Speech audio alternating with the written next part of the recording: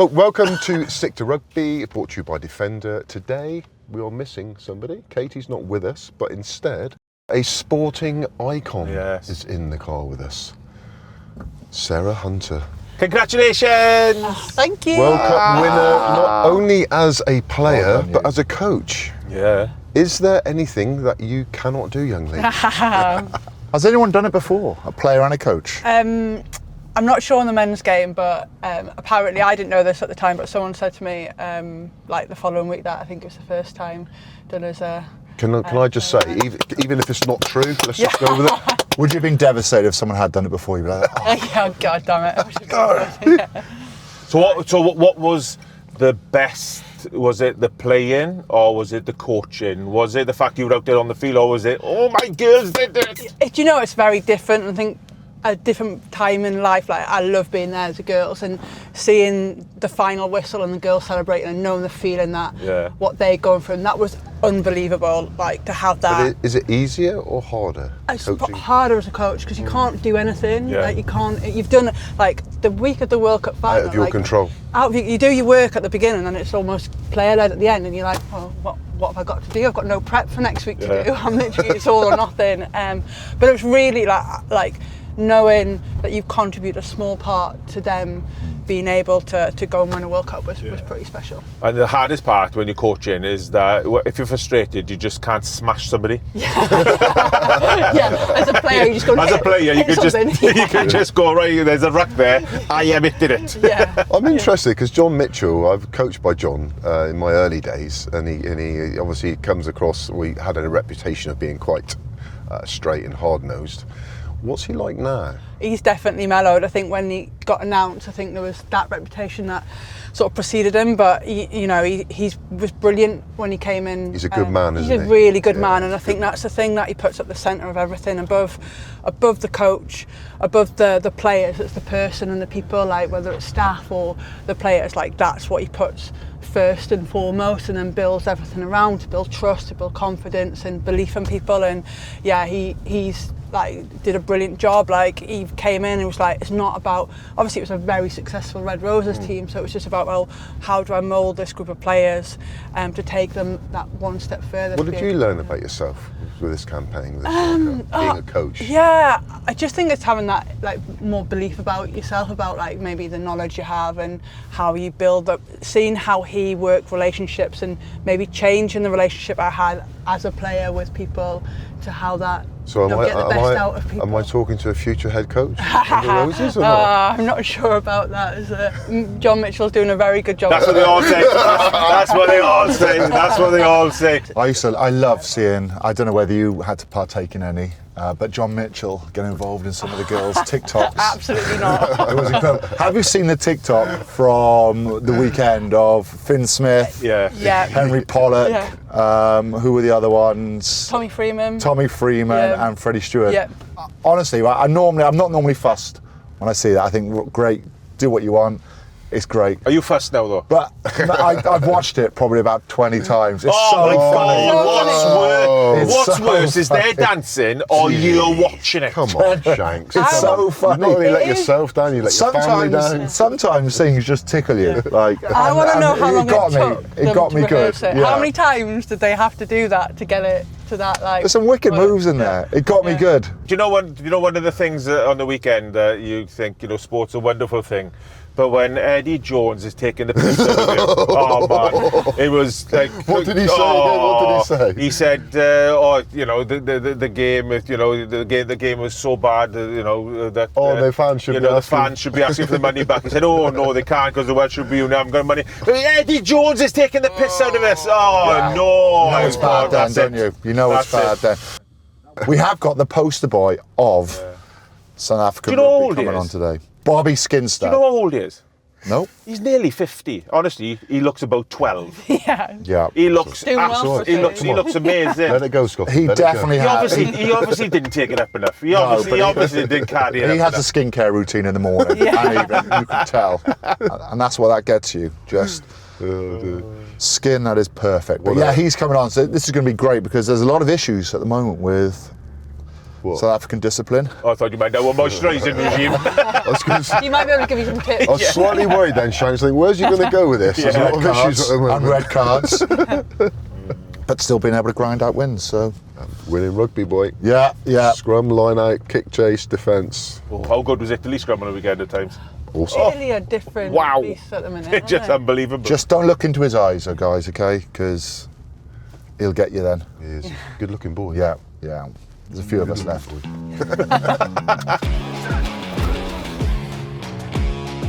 I played a couple of World Cups. One was about me and it ended in tears, and one was about everybody else. After what Mandela did, young black children now getting the opportunity, and I watched a 12-year-old Brian Habana playing centre. He was the quickest, smartest player we'd ever seen. The gold is in that turnaround. I think that is probably the best thing that could have happened. You're almost like a John Olomu of South African rugby. I don't know, maybe a poor man's Henry Pollock. On a Saturday and a Sunday morning in South Africa, everybody either participates in or watches sport. You play in 2007 in the final? Captain, yeah. Captain. That's how much interest I took. Is it true that your dad got thrown out of Twickenham for running onto the pitch? That is 100% true. Yeah.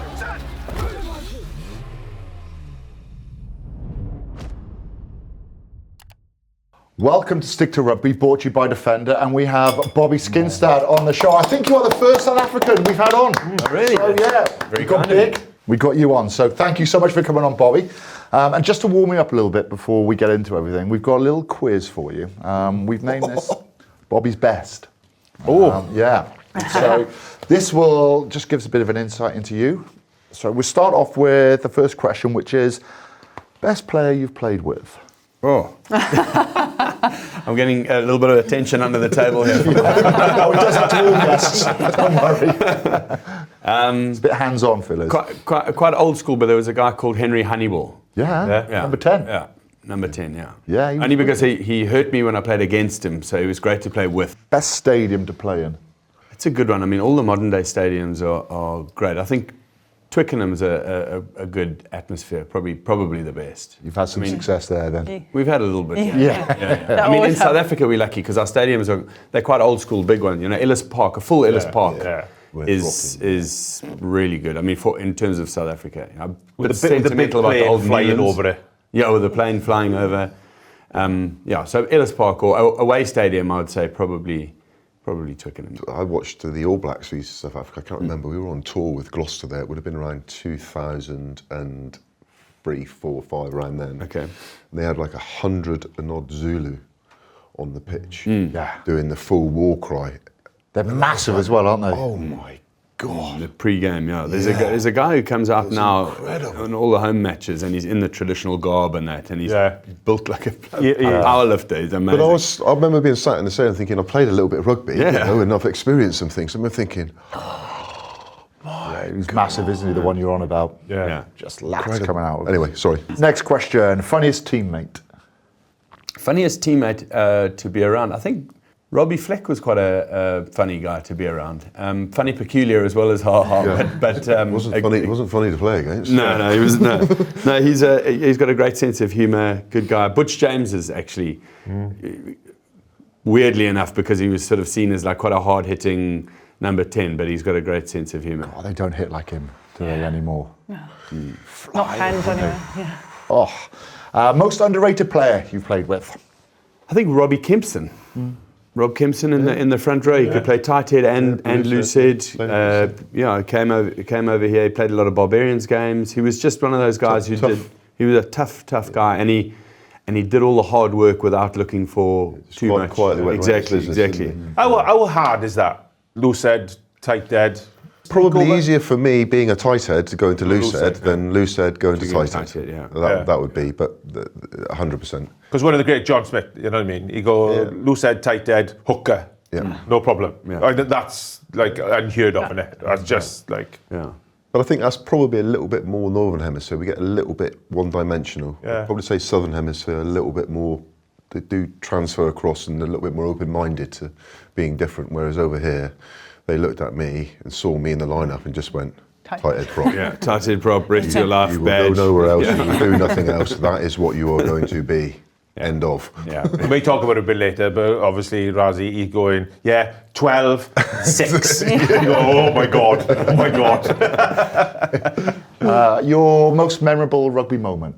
I mean, it's getting on a bit now, but I think I was really lucky to play a lot of Barbarians matches. So I think I was at one stage I was like the most capped modern day Barbarian because I'd taken a break from rugby. I was working in London and I went on all the trips. Yeah. So for me, like if I piled them all together, that's definitely the best because I played with guys who I played with and against. I mean, I think almost your entire family, either against them or with them, or, and then traveled to America. Played against England, Ireland, Scotland, Wales. And loved it. So I sort of, for me, it's one sort of complete memory, I think, which and of course, is the best. We had the brilliant, didn't we, Mickey Steele-Bodger. Oh, exactly. What a legend. Okay, next question is the most influential coach you've played under? It's a good question. I mean, Nick Mallett sticks out for me because he was a coach who came overseas, played in France, learned a lot about European rugby, brought that back to South Africa, and I think stabilised the Springboks at sort of 98, 99. I would say probably close to the most influential. Obviously, Jake White, with his participation in World Cups and that kind of thing, and then Jake White and Eddie Jones together were quite an interesting combination. I don't think Jake White gets enough credit for. Oh, he gets a lot of flack for everything he says. I think he's a great coach. Yeah. A great coach. Possibly not as detail orientated as some of the guys are these days, but definitely a guy who, maybe he came through the schoolboy system. So he was like South Africa under 18 coach, under 21 coach, and all those guys won the Junior World Cup. Jean de Villiers, Brian Urbana with him. And then, 10 years later, they were able to play, or 8 years later, they were able to play for South Africa for him. So he had a lot of influence over how... A good group of guys. Yeah, exactly. And how those guys went back to the provinces and reported back. And then, because there's often in South Africa, there's a bit of angst between the national union and the clubs or provinces, as we call them. And I think Jake sorted a lot of that out. So when you talk influential, I'd say probably Jake. What was the dynamic like with both of them? With Eddie, I mean, Eddie was quieter. He was assistant. I mean, I think he'd had a break. Quieter. I can't imagine Never seen that in the same sentence before. No, that's what I say. Quieter than the Eddie we know. The Eddie we get across. But he was definitely quite influential in that team. And he did a lot of. What he does now is just pushing pieces around the chess table, depending on what he needs to come out with, What moment on a pitch would you like to relive, either good or bad? Well, I lost a Super Rugby final against the Bulls by 1 point, so I wouldn't mind those last 3 minutes back. Okay. And then I'll control it with from above. I'll make sure I don't miss a tackle. I'll make sure someone kicks something out. I'll say make sure someone gets a conversion over. Nice. Don't like losing much, so if I can get those minutes back. And the last one is, what opponent would you have liked to have played with? The only guy that I played against that I had a lot of respect for that I didn't play with was Jonah Lomu. Yeah. And I actually missed him because he had a small injury and he was supposed to play Barbars with us. But we had a great time with Barbars because we played when Tane Randall was captain of New Zealand, and we had Brian O'Driscoll and Shane Horgan on the wing and Malcolm O'Kelly and a whole bunch of those guys who were available. So very lucky to play with them. What was your favourite Barbars game then? We beat England at Twickenham as the Barbars. That was great fun. Wow. And we'd been out till about 5 in the morning.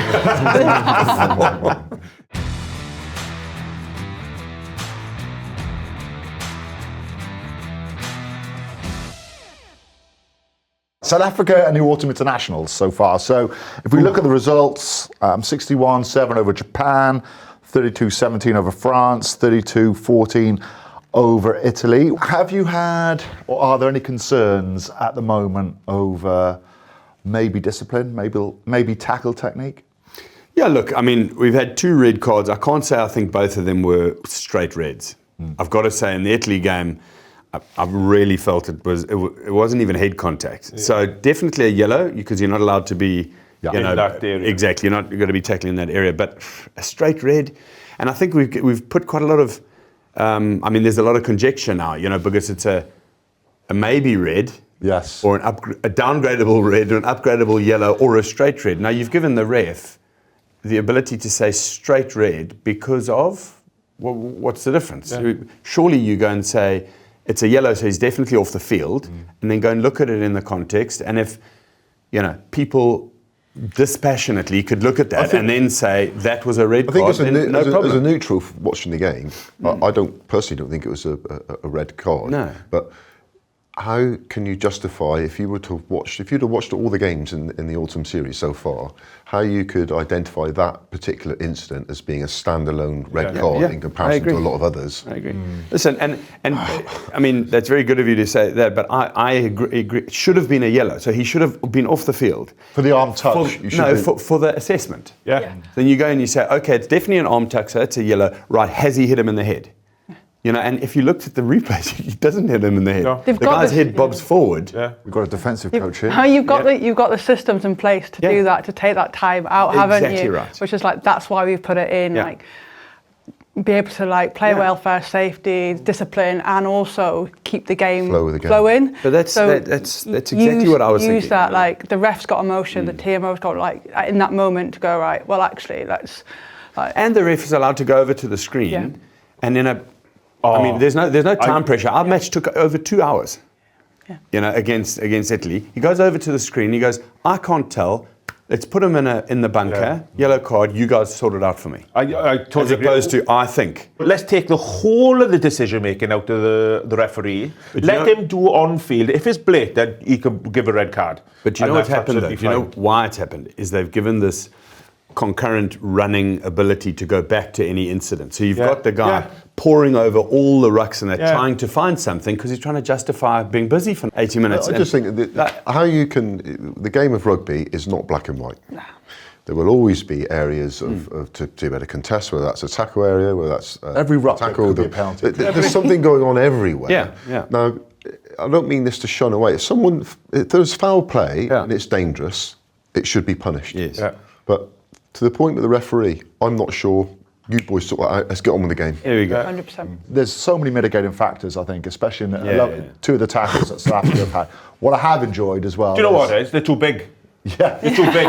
You know what I mean? The first one, the fullback was on his knees. You know what I mean? And he still got down for high. And that had to be a mitigating factor. Ramos was about 2 foot off the ground. Yeah. But do you remember the original tackle? One of the original tackles that sparked this whole debate was Owen Farrell on Esterhazy. Yeah. And there's a clip of Razzie doing some high tackle technique on the back, and it's just resurfaced now. Yeah. It's class. And the guy's gone in with some great hits, and he's gone, no, too low.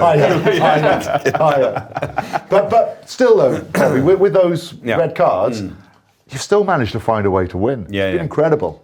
I think so. I mean, I'm more pleased of the fact that the evolution of this team have been. There's two elements. One, they're playing better under good pressure, great pressure, so game pressure. Not leave the cards out of it. Just they're playing better defensively, etc., etc. But then you look at the side of the field. You've got a squad where half the field have been left out this week.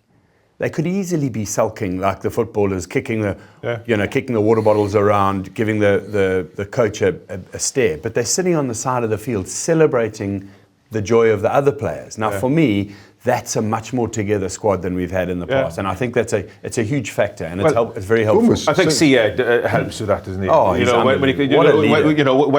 Razzie went to him at half-time, and they mentioned it after, he said, I went to my captain, I said, you've got to come off for the good of the team, no problem. And he was there, he was shouting, you know what I mean? They're not fit enough, we're fit to the net, we're not fit enough, and he was on the side of the, and you think, that's incredible. And, you're right, he vacates that jersey to give it to someone else. I thought exactly the same weekend at Twickenham with England. But look at the England bench and saw Ellis Genge, Will Stewart, Tom Curry. They're all like British and Irish Lions in the summer. Yeah. Can I just and then suddenly bring something up? They're coming off the bench for England. Yeah. Can I bring something up? The POM squad. The POM squad. Honestly, I was having breakfast and I read they now call it not the bomb squad that South Africa have. They're the POM squad. Honestly, it turned me off my breakfast. I spat it out. Nicola said, "What's wrong with you?" My wife hates rugby. My wife cannot stand rugby. And I said, "Nicola, do you know what they do? They call them the Pom Squad." Do you know and what? she threw the dish. Because it's annoyed you so much, it's actually cheered me up. Because they're good. Do you know why? Because it's working. It's really pissing me off. The Pom Squad. Oh, Sarah, really? what have you made of sort of the hybrid player now that South Africa have produced? Because Andre Esterhuizen is a quality centre, but he's coming on in the back row. He's involved in line-outs, he's involved in driving mauls. It's been incredible. It's the versatility, isn't it? And it adds, you play around with what you can take on the bench, what you start with, and you look at him as a player, and actually he's got all the qualities that you'd want as a back row player as well, but equally that ability to link, to move, to connect.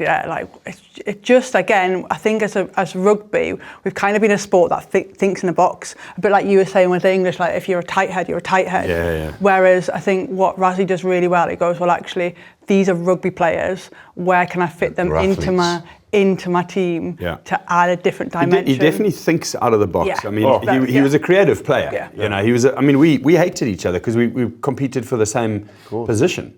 You know, but I became a commentator. He started doing a lot of data and analytics and stats, and he was asking SuperSport stuff. And so I got into they were like, you know, we've gathered all these stats, Rassie wants. So then I phoned him up. What are you looking for? And we actually started doing some of the appraisal work of what he was doing, and then I realized how much he was doing that was so different to everybody else, and he's just carried on. So you're taking credit for his success. The opposite. No. The opposite. I was just because I hadn't got on with him, and what happened was I said to him, South Africa were playing a kicking game. Do you remember when we were castigated because we were kicking the ball away all the time? Still are. But it was proven. It was proven that if you play less time with ball in hand and the opposition are running at you're winning more often, and he picked that up. So he was like, okay, how do I get it across? So he asked us for all the stats and the footage. So I asked him why, and then we created the relationship repaired, and because we weren't competing for the same jersey anymore, and I got to go on like a very close sort of look and appraisal of how he was doing it, even at a provincial level, which was incredible.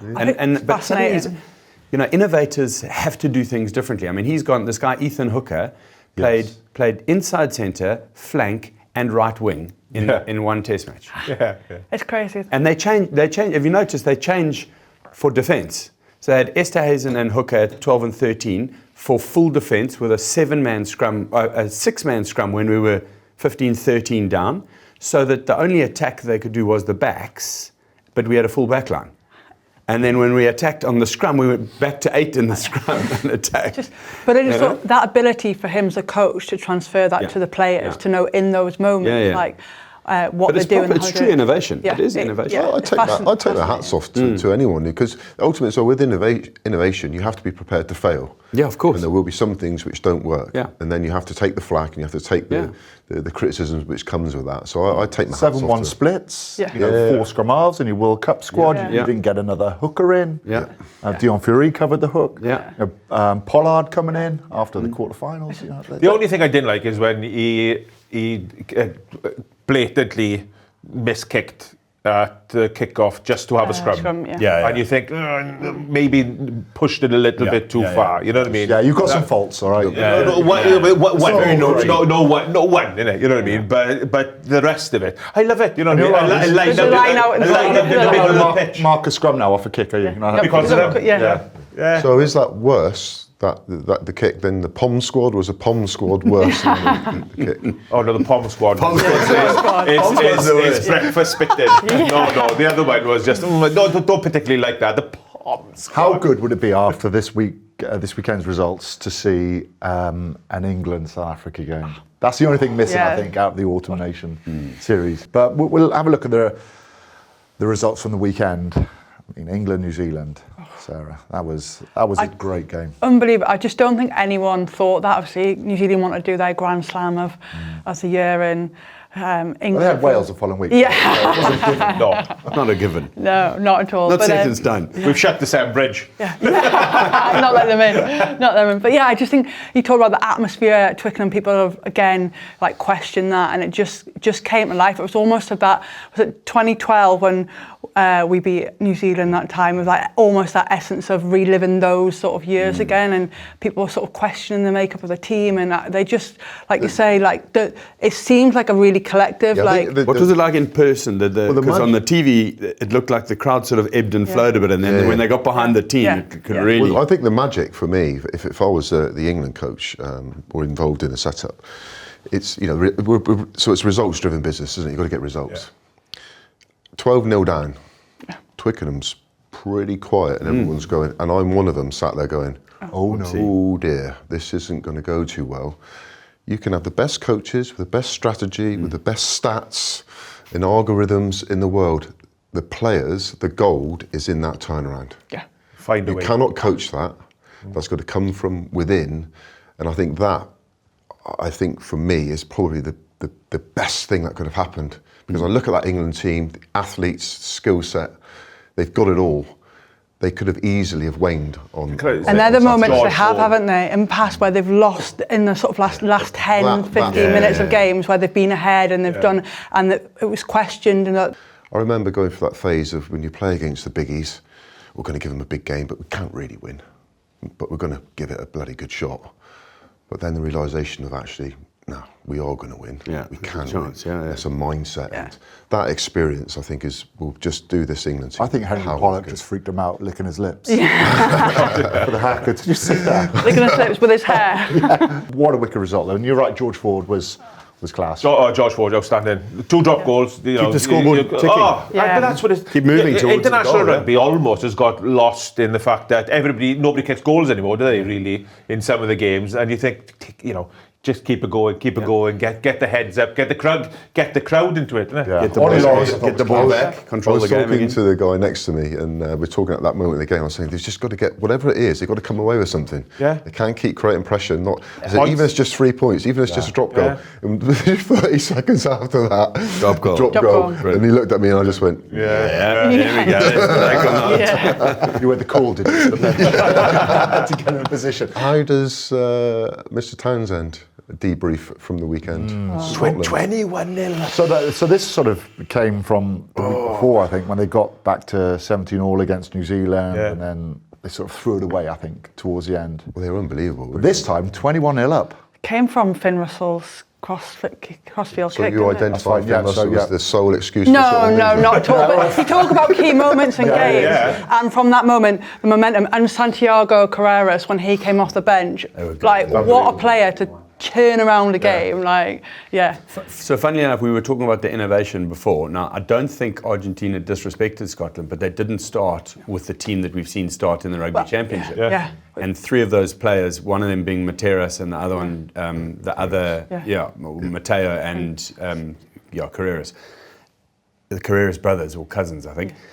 But they came on, they were unbelievable. I mean, he literally in one move up the thing, up the field, I think that the carries were like someone related to a Carreras, or someone related to a Carreras. It's like the Quinnell. It's like the Quinnell. They just didn't stop, and then they crash over, and they look like. I was watching the TV. I was like, they could actually do this, and it was 21-7. But there's something about the way they play that it's yes, it is controlled, and there is a plan to it, but actually. It's in the moment. There's something going on. There's something there, run a line hot. But the pace they come on. They're big. They're a lot bigger than you realise. I mean, you would know from scrumming against them, but Paulo Matera, monster. He's a monster. Carries the ball, They're all huge, aren't they? But what's this done to Scotland though? Because you're starting to have a few self-doubts now. You'd be lacking a little bit of confidence because. They've been in great positions. Almost a standout team, really. Yeah. Particularly after the All Black game, because they were outstanding. Fair play to the All Blacks; they deserved to win in the end. But come back. Scotland, I thought this week was going to be their week, and it was until. It was the perfect first half, and it was that moment of maybe concentration. Like first half, we're ahead. I don't know whether that come off. And have you ever been in a team which has kind of imploded like that at international level? I play for Wales for 15 years. What do you think? I've had some some big scores and been beaten, but not having been in so much control to then suddenly. We were 22 points to 0 up against you was it 2022? Alan Bateman scored 2 tries. We were flying, absolutely brilliant. And then you kick the ball to the corner, and then you mauled, and then you kick the ball to the corner, and then you mauled, and then you scrummed. Let it go, you let it kick go. the ball to Let the it go. corner, and you mauled. You beat us 63-22. Yeah, but it's not the way we would have. It's not the way we would have wanted to win. We're not going to have a surgeon over here, are we? Not the way. Not growing the game with Not that. the way we would have wanted to win. I'm telling you that now. Yeah. So Well, I've been there. I think that result will bring quite a bit of baggage to Scotland. Oh, big time. Yeah. You throw Gregor Townsend's consultancy role in with Newcastle Red Bulls. Yeah. And What are you saying? That's the wrong thing to do. not at all. Yeah. You were properly thrown under the bus today. I mean, I'm from Newcastle. Newcastle Red Bulls having Gregor Townsend in his expertise is Did they great. not ask you? I didn't have time to do it, Phil. Newcastle girl? Connecting with the fans? Yeah, exactly. Hey, homebred? She's already got wings. Yes, but you do like. It came out just about before the Autumn Internationals, didn't it? Setting in. Like, I'm not saying I'm sure he's very focused, but as a fan, where do you see that? Like, Yeah, it's a lot of extra information. Yeah. So you as a coach now then, so you're coaching and you're going along, you're not doing well, but you're coaching, and suddenly someone comes in from outside, a South African advisory role. What does that make you feel like? I think you then maybe a bit of uncertainty about your role. Are you like, I think it's about how it's brought in, how it's articulated, what the rationale for it, what the remit is, what they're going to do. So it's all that the communication is key to everything. I've seen recently, we've been doing some work around the French stuff as well. If a coach is not confident of his position, that can almost destabilise everything. Do you know what I mean? Well, if they are, it's like, oh great, we've got a scrummaging session with this guy, wow, how lucky are we? Yeah. As opposed to like, oh, hang on, is he going to come tread on my toe? And I suppose we're quite fragile in that space. Because Well, you don't know. I know where my brain would go. Especially if if I we was got a player. losses. Yeah? Tonga next week, Scotland have got, so that's a big game from now, I think, massively, because they're really going to have to. Be interesting what they do with the squad, because you'd have thought like Do they three get all of the this, players? yeah. Do they get everybody? It's international. Yeah, they don't. Yeah, The only This is the saving, best the group only of players saving grace They for make a Scotland, couple Yeah. of changes. the only saving grace for Scotland is they've got Wales in the corner. They will always they'll trump them, they'll top trump them. But Whatever not be happens. funny. Not be funny. We hammered Japan. We smashed them on the weekend. 24-23 minutes. We smashed them on the weekend. What are you on about? That was the result of the weekend. It was the corner Ben, wasn't it? Eubank fight for us. You know, they're going to go through a trilogy, Right. yeah. So it was 1-1 from the summer. And we brought them to Cardiff, and we told them, Done a go. Sent them home. Yes, 1 point. Didn't want to Come score on. when Japan were down to 13 men. No. We'll save it not for right to us. the end. We'll save that for Jared Evans. He Have you needs got a bit. Tonga, Fiji this weekend, is it? Oh, we've got New Zealand. Oh. Followed by South South Africa to follow me. But But look at the bright side, right? Wales are 1 from 1. New Zealand 0 from 0. So they haven't. They're on. No, 0 from 1. Yeah. 0 from 1. Sorry. No, well, it doesn't matter. It's 0 from 0. Yeah, you're quite right though. So you know, they're the ones on the losing streak coming to Cardiff this weekend. this is going to worry me. You know, obviously New Zealand lost quite Yeah, well in the end, and they'll be hurting a lot. Coming Don't to want- Wales not playing particularly well. And people said Barrett is Good to he see Ireland finished? on the weekend. Did you finish him? Ireland got back to some of their best form Yes. this weekend. Ireland, they yeah, look good. They look really good. Look Yeah. nice. That's going to be a brilliant game. It's going to set it Ireland, up. South Africa. Yeah, I think Especially after the World Cup. Yeah, I think it'll be a tough game. Tough game for South Africa. I think the point as well we're missing as ex-players, we know it's like you're backing up 3-4 internationals Yeah. on the banks. Yeah. And the best thing And is, for no the matter Southampton, what at the team end of the wins, long no matter what season. team wins, South Africa or Ireland, they can still play Zombie by the Cranberries, can't they? Both teams are taking that song as their own. Yeah. When the winner belting it out at the Aviva Stadium. So the DJ in the stadium is going to be easy. Job Isn't it? done. There's actually no prep. One CD. The only thing they could kill out would be a draw. No one wants to sing that. But Every cloud. yeah, but we've had again some brilliant rugby this weekend. I think the Autumn Nation Series has been class. Back-to-back world. Can they do it again? Sure. Away from home, Australia. I don't know. I think he's building a big enough squad to give it a go. Yeah. And depending on these rankings, when is it? 5th of December, I think they get picked. Yeah. So if he's, I mean, I looked at how it works out for post Wales Japan. Yeah, well, luckily we're 12th now, so we're in. But that's we're what I'm in saying. the second tier. You technically should be at least the second best team in your pool. Yes. If you play as well as you could. It's that 13 position, which is really, really tough. 13 to 24. 1, 7 and 13 would be So it depends. I mean, I think South Africa definitely have got enough resources and players, but he's also getting a slightly older squad now. Yeah. The big names, the Pollards of the world, Khaleesi's of the world are sort of edging towards 30 plus. But you're filling some of those roles in it. The only caveat I'd put with that, particularly with World Cups, I think age becomes less relevant. Actually, the more experienced you are, if you can stay in good enough. If you can get it, because the reality is you've got to win 3 games. But you don't want to put those guys on cotton wool for 7 months before the World Cup to do the 3 games, and then you fail because they haven't had enough game time. It's a hard one. But then you see a guy like Kwagga Smith. I don't know if you guys have heard the story. So he was a professional quad bike rider. Was he? Yeah. Is that how he did his nose? He smashed his nose, not in rugby, on the handlebars of his quad bike. The scramblers, with the jumps and everything, like proper professional. Anyway, his coach said to his dad, he said, look, he's shown some prowess on the rugby field, and he's now in these trials for the sevens team. I think he should play rugby because it's far less dangerous than quad biking, and he's got an underdeveloped sense of fear. So I don't want to be responsible for what he does on a quad bike. And he's proved it in rugby. And then he went into rugby through sevens, then went to Japan, then started playing with a couple of the Springboks, and they came back and they said to Rassie, they said, this guy's the most effective player we've ever played with.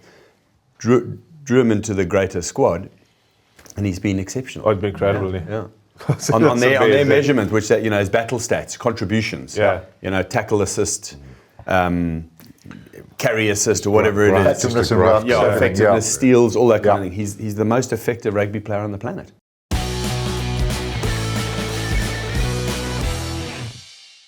Where did your love for rugby start? I think, the love always started at home. My dad played rugby all the way through club rugby. I mean, I remember he played inside centre for Hillcrest Villagers Rugby Club when he was 44. He was still starting at centre, and he got knocked out in a match, and I ran on. I was about 5 years old, trying to chase the guy who knocked my dad out. Oh, wow. But we grew up with it. I mean, unfortunately, rugby, obviously South Africa and politics and background and that, and we can go more into that, but because we were isolated from international sport, we domestically sport was thriving. So huge. Bulls versus Sharks, Western Province versus it was these huge rivalries. Our Currie Cup was still having 80,000 people watching the matches. So it was this thing that basically just bubbled under all the way through. And then we came back into international, and we wobbled our way into it. And because of those peculiarities of the country where we've had majority white rule, and then we've gone back to a majority black rule, and now we've actually got a mix of the two. I've sort of seen, I played in a Springbok rugby team that only had Chester Williams, so we only had one black guy. But we had no trials and no visibility of any black people playing. And as soon as they could, even and if they you wanted to pick them, where were they playing? They weren't in the provincial teams. It was white dominated, and then suddenly access changed. So they say overnight success takes 20 years, and after what Mandela did, embraced sport as an agent for change, and backed even a almost predominantly white Springbok team because of the symbol of what the Springboks in sport meant. Young black children now getting the opportunity, and suddenly came through. I was at a Craven Week as a player. So Craven Week's our mini juniors provincial competition. And I watched a 12-year-old Brian Habana playing centre. And I was like, that guy's going all the way. He was the quickest, fastest, smartest player we'd ever seen, and he came from a mixed race background, and came from got a scholarship to a really good school, and came through. And what was a trickle became a flood, and now suddenly you've got all these schools, and it doesn't matter where the kids are from. I tell this story. My pride for South African rugby. My 11-year-old boy wants to be a loose forward. And obviously that trumps up, and I'm excited thinking he wants to be me. He doesn't want to be me, he wants to be Siya Khaleesi.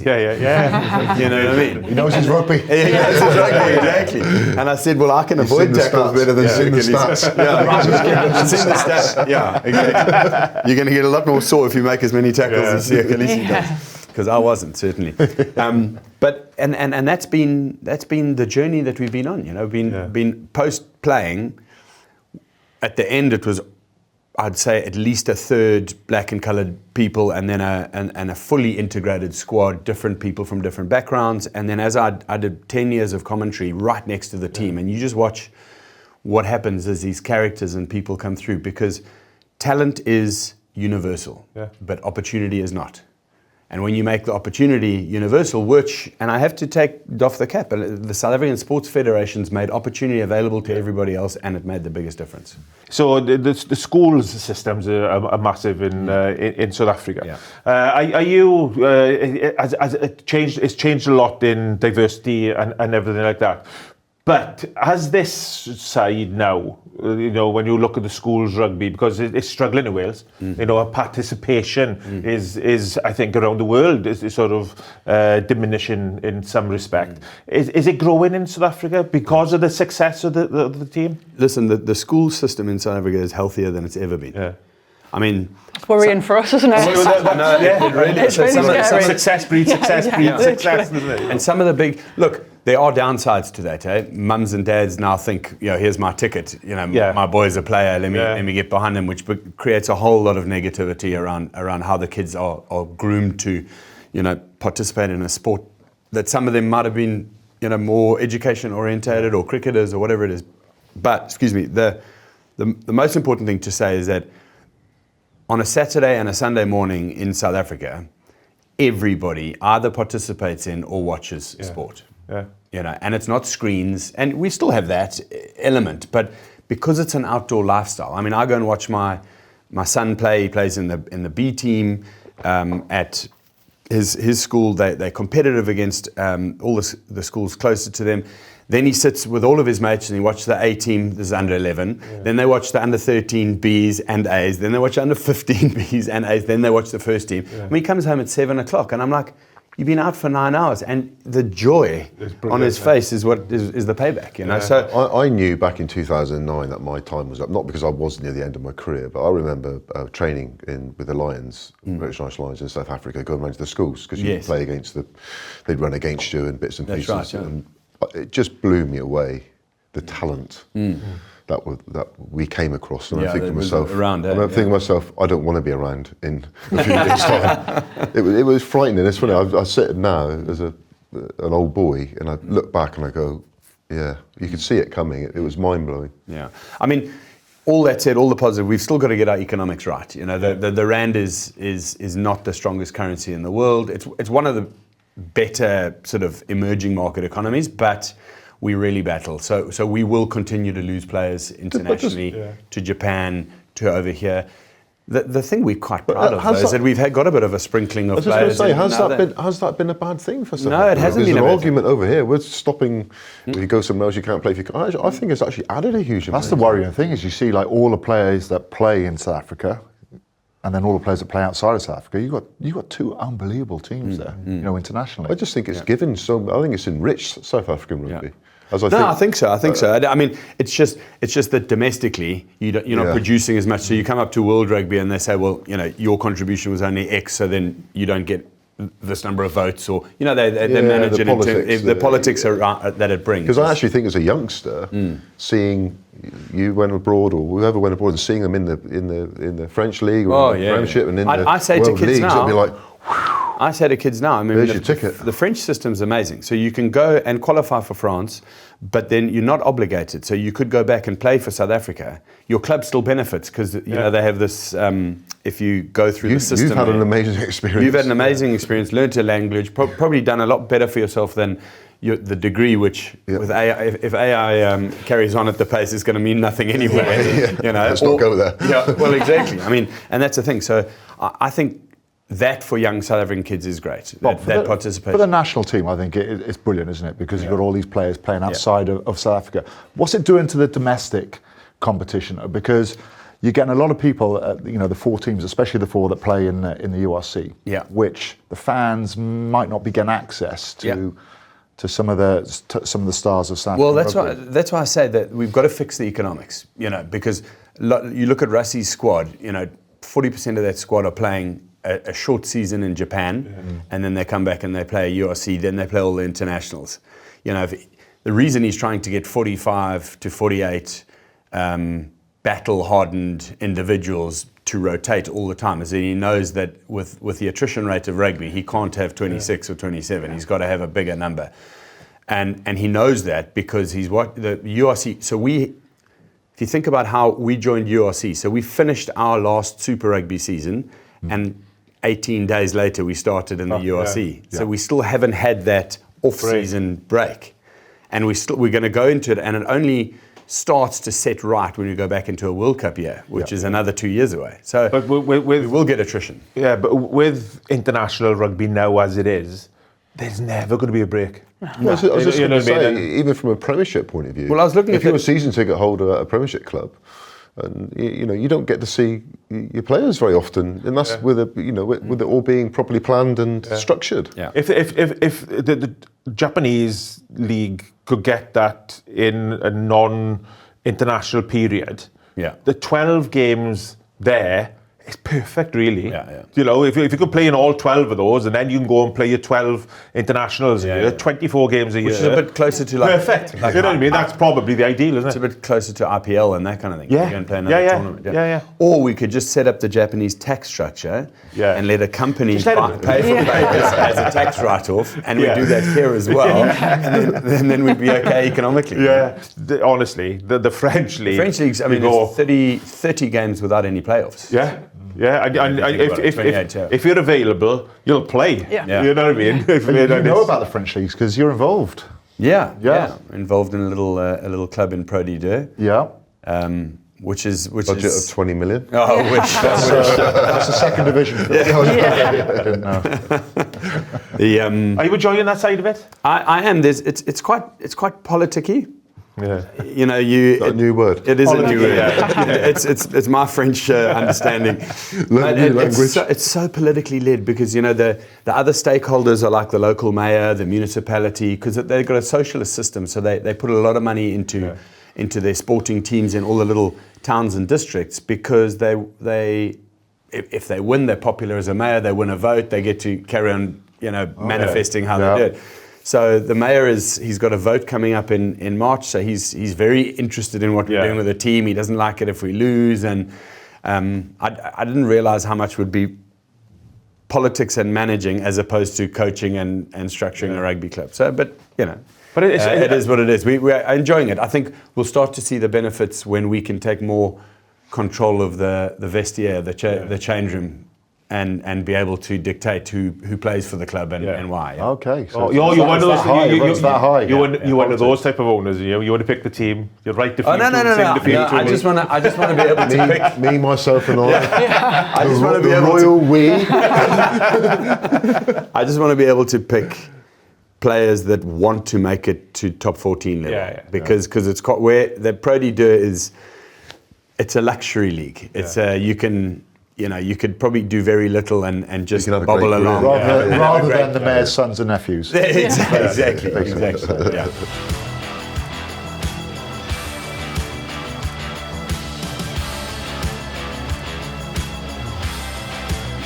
Stick to Rugby, brought to you by Defender. You play for South Africa. What did it mean to put that jersey on for the first time? You know, it's just absolutely incredible, wasn't it? Yeah, it was amazing. I was very, very lucky. And the team that I came into, so I sort of was a bench starter, so a couple of replacements. They didn't use the bench in those days as they do bomb squad. Exactly, as they do these days. So to get a bit of time on the field was fantastic. Actually, I made a complete faux pas.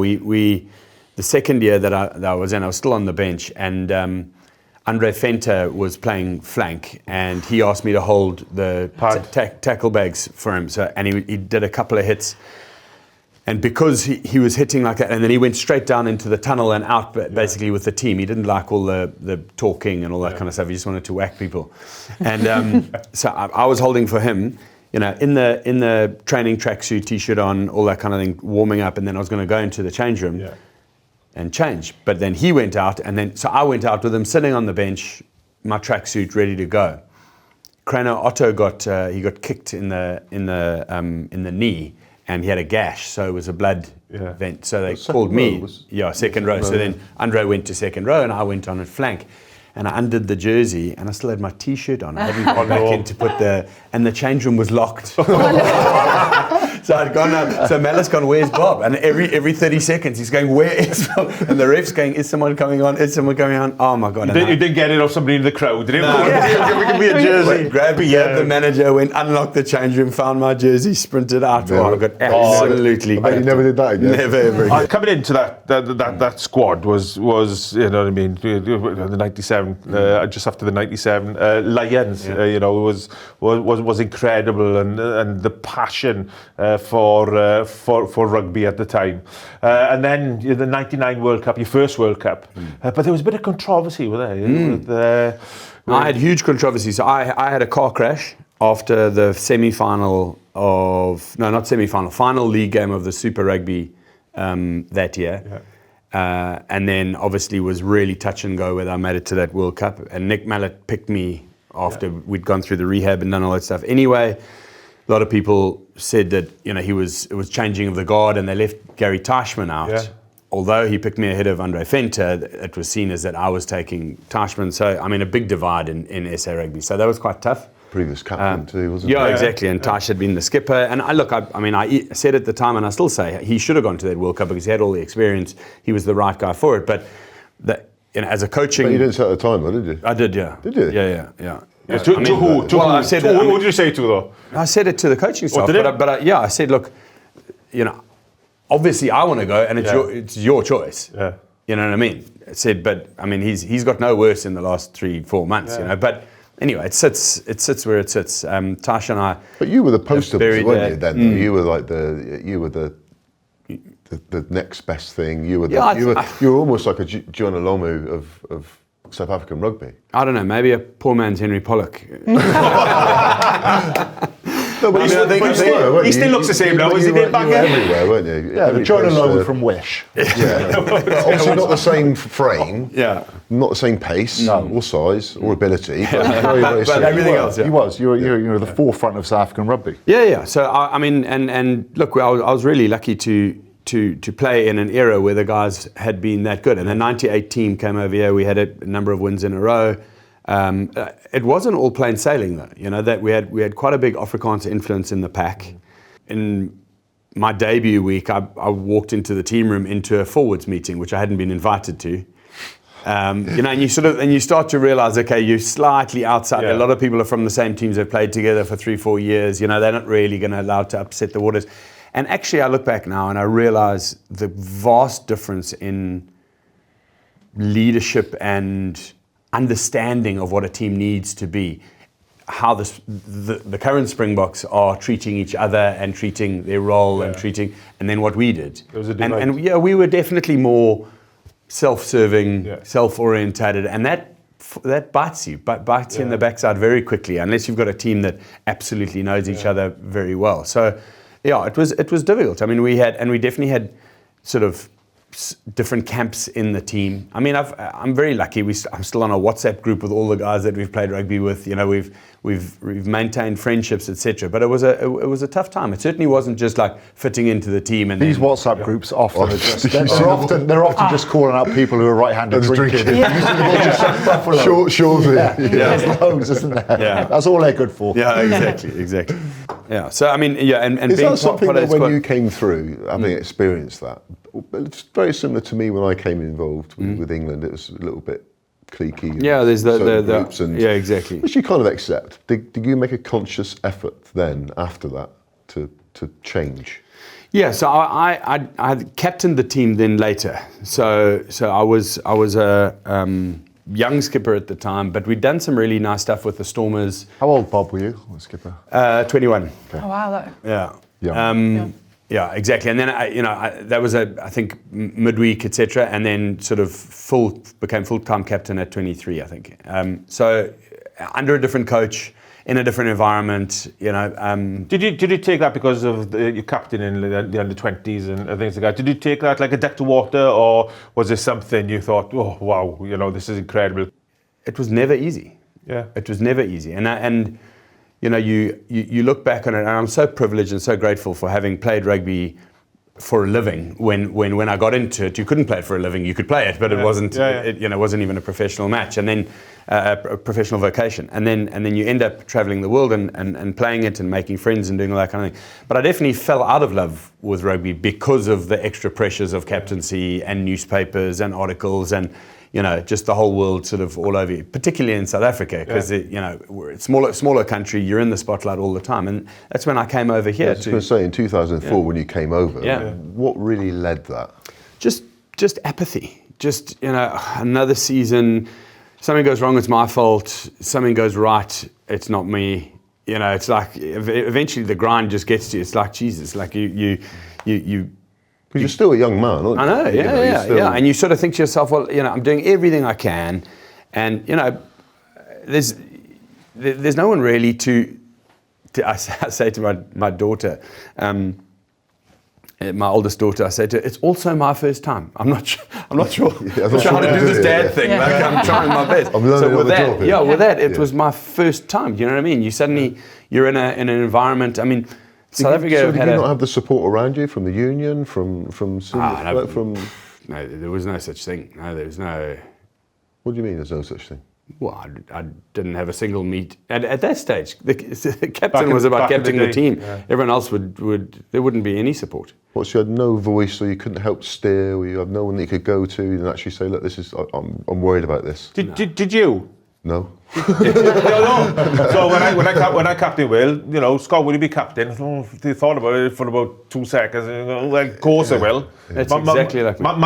My fear when I was asked to be captain was I could do the rugby bit, but I had to stand up and talk to people in afterwards. Well, you know what I mean? And that was the hardest part for me. Well, I think the honour of leading or being a captain overrides everything. Is amazing. Yeah. But the reality is, it's a lonely, it is a lonely job. Yeah, horrible place, really, and it's heavy. Yeah. And I think that's why. So I came overseas. I just said I'm just going to put a break on it. I went to the Dragons, and it took me about. Well, actually, they messed up. So they brought me over for the season, and then forgot to register me for Europe. Bonus. Yeah. Bonus. Yeah, exactly. So then I came over. Sights high then. Yeah, exactly. Going to the Dragons. So exactly. But they used to have massive South African influence. They had a huge. Gary went there. Adrian Garvey went there. Percy Montgomery, Andy Marinos. Yeah. So it was a well-trodden path. Everybody knew and was happy. And then, to be honest, I was just miserable. I mean, I was playing rugby. I wasn't able to play in the big games, which I really wanted to play. I got a phone call from France. I'll come across play here, and I was like, actually, I'm just going to leave it for a bit.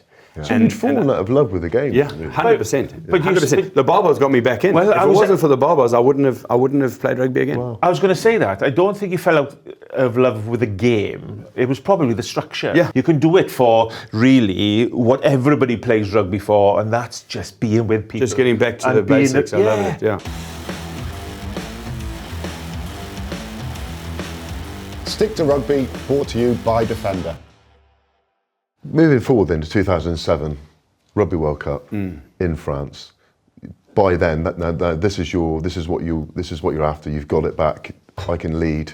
I want to be part of something. Yeah, I mean, I had a path back, which was literally, I was on the shoulders of giants. I mean, I had a friend of mine who was a physio, and I went for a run. I think he came and watched the Barbars game, and he phoned me up and he said, "Why are you not playing rugby professionally still?" I said, "Well, it's none of your business, but, how are you?" type thing. And then he phoned me up on Sunday. He said, "You know what I'm going to do? I'm going to get you fit. I'll do it with you, but I'm going to get you fit, and then you're going to decide whether you play rugby or not." I was like, "What do you mean decide?" Please tell me this is true story. 100% true story. His name's James Fleming. You can go and see him. He's a fantastic bloke. And we got fit over about 6 weeks, and he running hill sprints in Richmond Park, and he did a whole gym thing for me. And you were working in the city? I was working at Sochi in the city. Yeah. You would do stuff for Sky. That's right. At the time. Right. Yeah, I would work on the weekends for Sky, and then James said, "Well, let's just get you fit, and then you got a chance." And then I got a phone call. Dick Meir said, "We saw you play against England for the Barbars. Like, who are you playing for next year?" And I said, "Nobody. I'd been playing at Richmond on and off. Yeah. And he said, "Well, we saw you play." I said, "Oh, good. Did you think I was looking?" He said, "No, we're looking for an old, slow, loose forward." So you fit our mold, you know? Between me and you. Yeah. And he managed to break my ego and get me excited in one sentence. And then that was it. So then I went back to the Sharks. I had 9 weeks pre-season. I basically. How were you received when you went back to SA? I think, the best part was driving. The Sharks train very, very early because Durban's so hot. It's like 120% humidity. It's so that literally 6 in the morning, still about 28 degrees. Oh, but because of that, you turn on the radio and you listen to talk things. So obviously the sports presenter goes, "What do you think? Bobby Skinstad's back."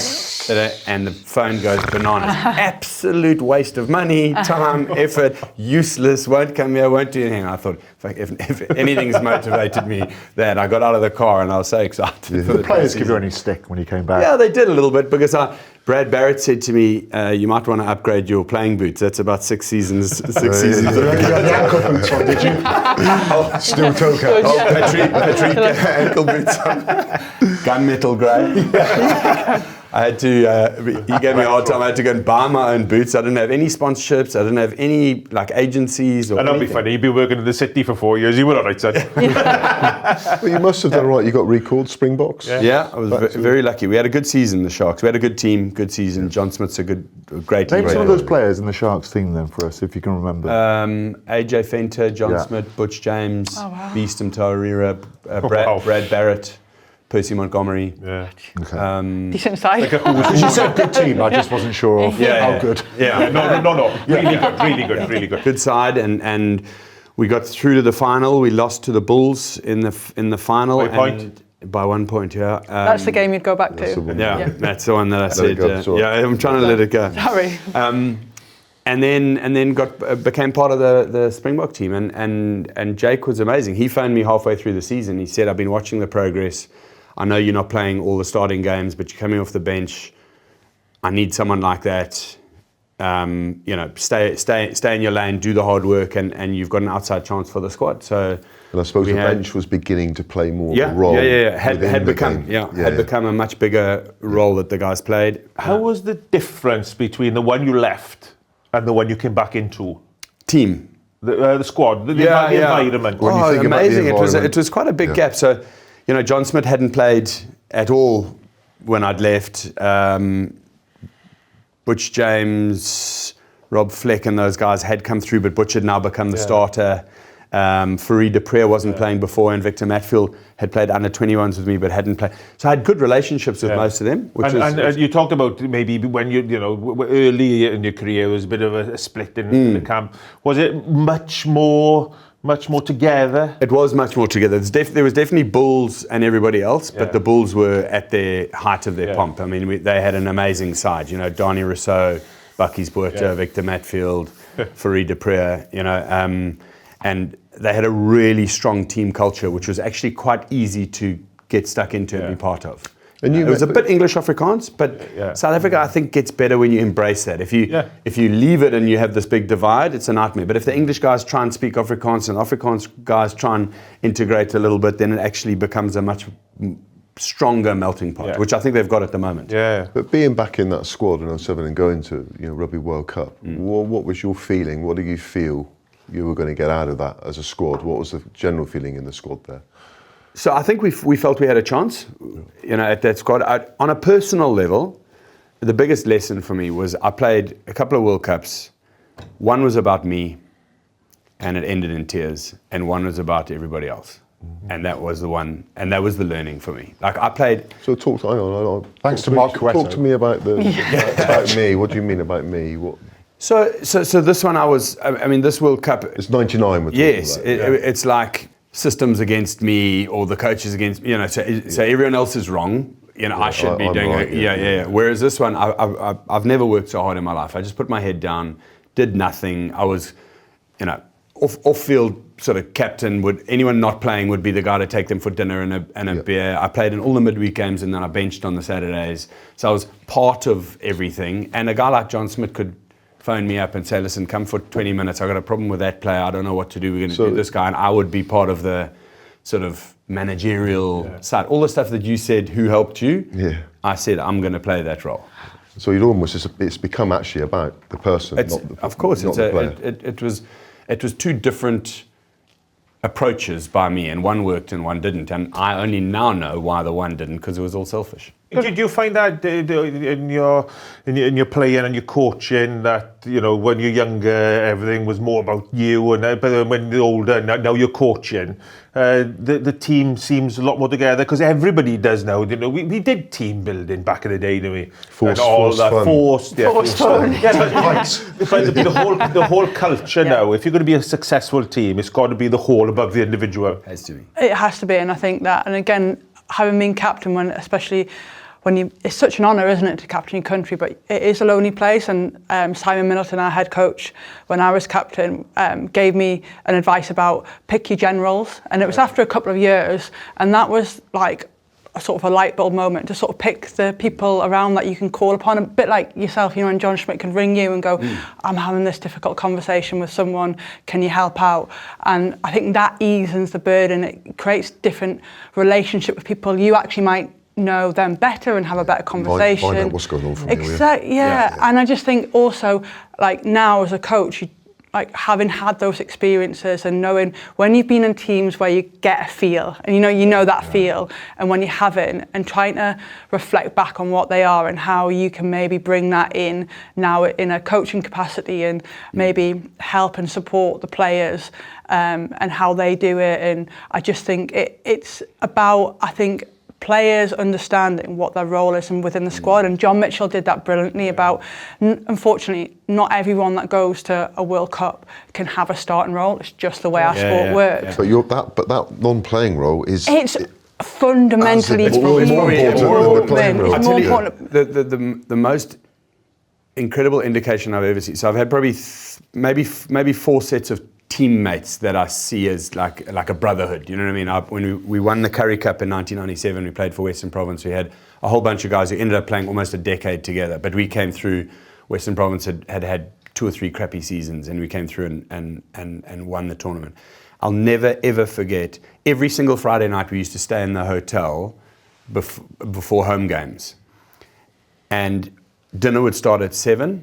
No drinks or anything. You know, water and your meal.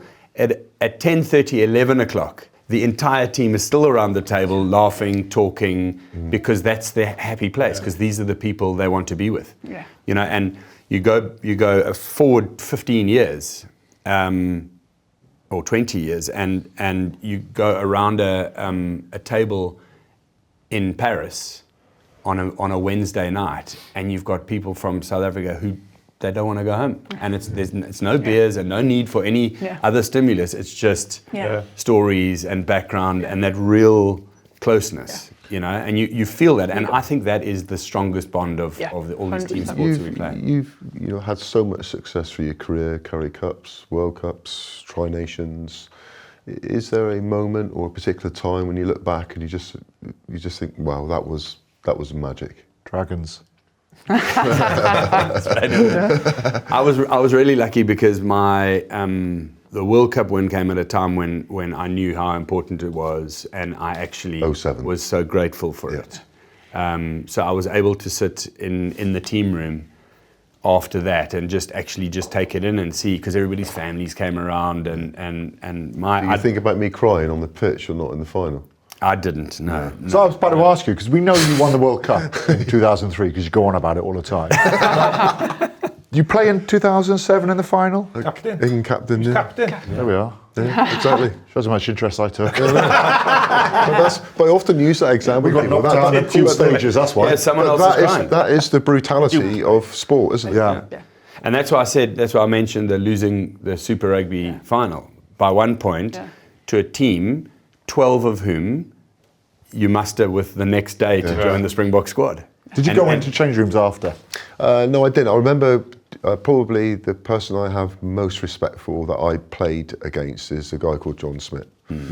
And I remember being stood. I don't remember much about the game, and was it a try, wasn't it a try, the Cueto or whatever.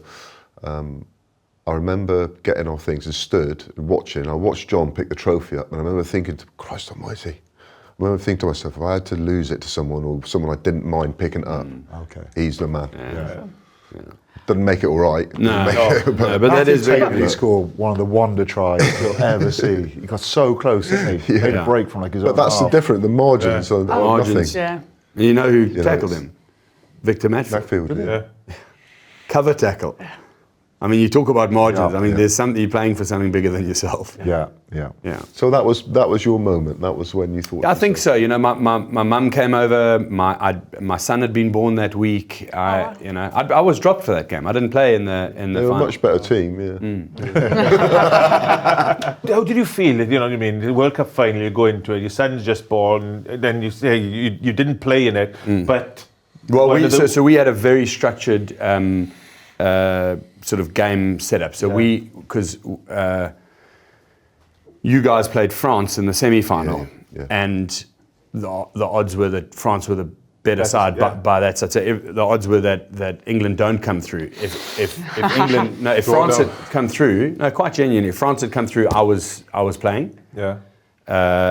When England came through, we changed it because of the structure. They had a much more defensive, a stronger pack, but a much more defensive game. So we put Vickers van Heerden on, and Vickers and I trained together the whole way through. And we knew on the Tuesday before that because of the results of the weekend. So Jake White was wandering up and down the halls to look for me because he liked to tell people that the rotation in person. So I avoided him for as long as possible. You found your lying in the cupboard. in the changing room on the Saturday, just about to put your top on. There you are. Just avoided him as long as I can. But we knew because I mean we'd been through it 100 times. We knew for quarterfinals, we knew for semi-finals, finals, and he found me in the passageway outside breakfast at 9:30, and obviously I took it like I took it, but I still had a job. I had to turn up and play in the sort of the shadow team and all that kind of stuff, and obviously be ready if there was any. Make the right noises. Exactly. And I got a phone call out the blue 10-15 minutes after that, and it was my father-in-law, and my son Tom had been born a week early. Not me, by the way. And so I'll never forget the date that I was dropped was when he was born. So I don't hold it against him, but it certainly puts your week in perspective when big things are happening. On that note of family, whilst researching for the podcast, it might not be true, but if it is, I want the full story. Yeah. Is it true that your dad got thrown out of Twickenham for running onto the pitch? That is 100% true. What? How did that come? Streaking? Was it streaking? Was he just returned in the favour from all those when you were 5? I actually, you laugh. I made a tackle. Hard to believe, I know, Shanks, but I made a tackle in the England game. Passive. And I think I got a small dislocation. I sort of was on my back. Ref was checking me, it was okay. Medical guy, and there was like a circle of heads around me. And one of the heads was my dad. And I looked up, I said, what the hell are you doing here? And my dad was a doctor. And he was in the stands. And he obviously watched rugby, but he wasn't watching the open. He was just watching his boy, what happened to his boy. And he saw the incident. He knew his rugby, and he said, "There's trouble." So he went down the stairs, hopped the fence, sidestepped the marshal, and then the touch judge said to him, "Sorry, where are you going?" He says, "I'm a doctor. That's my son." And the guy said, "I'm not going to get in your way." And he was on there. But anyway, the ref allowed him to stay. And then basically the guys with the yellow coats went and then took him off. Wow. Kicked him out of Twickenham. Well, didn't put him back in his... No, kicked him out of Twickenham outside the gate, and then he went to the ticket box and he explained to the little old lady, he said, "This is what's happened." She said, "Oh no, come back in." Why haven't we seen this? We've seen Derek Redmond's dad come on and, finish off the 400 metres with him. Why haven't we seen this? Or George North's dad when he scored. Yeah, that's right, in France, In wasn't France, it? yeah. That's incredible. That's a brilliant. So it's almost gone full circle. The fact that as a 5-year-old you run on to save your dad, and then he runs on and saves you. It was fabulous. Absolutely fabulous. We fast forward a little bit, so life after rugby. You've decided to make UK home. What was the decision behind that? I mean, I worked in venture capital for a while. A couple of guys that I was at university with, very smart guys, started a venture capital firm, and I spent some time working with them. And we had some great success. You know, we sold a business to Garmin, we sold a business to Uber, we sold a business to, in fact, you'd love this because you love your golf. You know the golf TrackMan? Yeah. Have you seen the TrackMan? Yeah. So invented in South Africa. No way. It was missile detection. I think they call it LiDAR and radar, and there's different types. And so that it was the thing that could track the ball the best. And then we helped fund them into going to America and creating TrackMan, the business. Well, it doesn't track my golf ball very well. In the rough. And then we realised we had to be more international. Obviously, you then and we didn't want to track too many costs over here, so we sold a bit of that business to a family office, and then I did a joint role for the family office and that VC, which was here. So then, I think 2016, we then moved over with the family. My mum's Irish, so I've got an Irish passport, so we were allowed to, my wife's mum's English, so she's got a passport, so it's okay between the two. And then I did that job for almost 10 years, because it was 2 years in South Africa and 8 years here. And then from there, I moved into a consultancy. So I work for a listed business in London called Elixir. And my role with that is to try and keep our name in as much of the headlines as possible. All the What's positive, it called again? as the positive one, Elixir. There we are. Doing a good job. Doing a good job. There we go. Good job. And I work with a great bunch of people. Love it. I've got an office in Cheapside and some offices around the world. And I think I've found what I really enjoy the most. And settled in the UK with the family as well. My son's still at boarding school, so I don't know. South Africa for me, in the long term, is home. So I'll see what I can do there. But while we've still got kids getting through the system and that kind of thing, then we'll do what we have to. And then tell us about Cape Town Tens. You still get back for the Cape Town Tens that you founded in, was it 2009? Yeah, 2009. I went to a tens tournament, and the guys around the table here might have played, I don't know, Hong Kong, those kind of, tens it's basically about beer consumption. Old guys putting on shorts and shirts that are too tight, pretending they can still do it, pull on the boots and having fun. And what we've done is we started with just a pure tens tournament. We expanded it to other sports. So we've got a 10K run now, 15K run, five-a-side football, five-a-side hockey, netball. Oh, brilliant.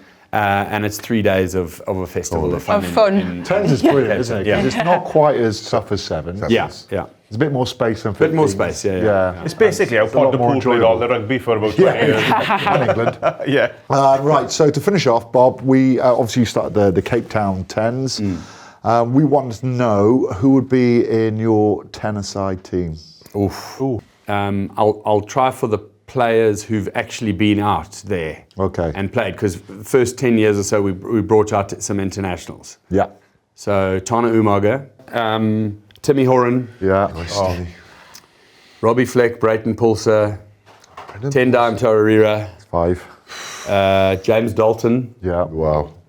Bucky's Buerta. Yourself as well, so you got 2 more now. Okay, I got 2 more. Now we need some speed. Help me get some speed. Percy Montgomery played for us, actually. Okay, yeah. So he's there.